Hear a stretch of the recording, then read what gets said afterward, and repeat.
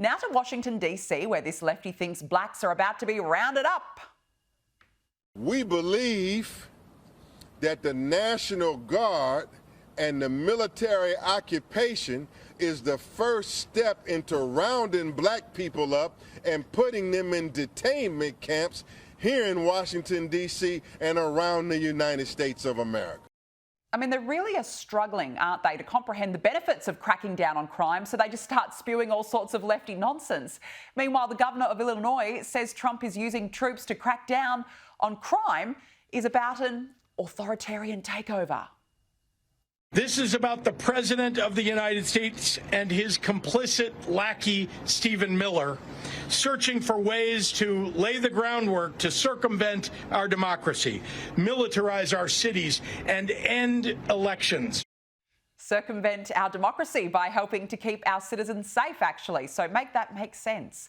And in a massive, huge, diabolical setback for Donald Trump, British politician and leader of the Liberal Democrats, Ed Davey, has announced he is boycotting King Charles's state dinner for Trump, all in the name of Gaza. I never thought I'd have to make this decision. Next month, Donald Trump will come to the UK for a state banquet. I've been invited, but my wife and I won't be going. It's an enormous honour to be invited by the King, who I have huge respect for. It's only by not attending that I get the opportunity to make this case.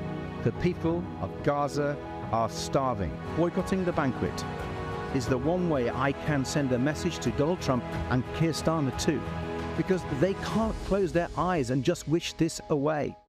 Well, joining me now is President of the Centre of the American Experiment, John Hinderaker. John, good to catch up with you again. Let's start with former Vice President Kamala Harris, whose fundraising events to raise money for the Democratic National Committee have been a total flop. According to Axios, the total money raised from the events has been disappointing. And look, really, it's not hard to see why. Should we take a trip down memory lane? The children of the community are the children of the community. You need to get to go and need to be able to get where you need to go to do the work and get home. Talking about the significance of the passage of time, right? The significance of the passage of time. So when you think about it, there is great significance to the passage of time in terms of what we need to do to see the moment in time in which we exist and are present.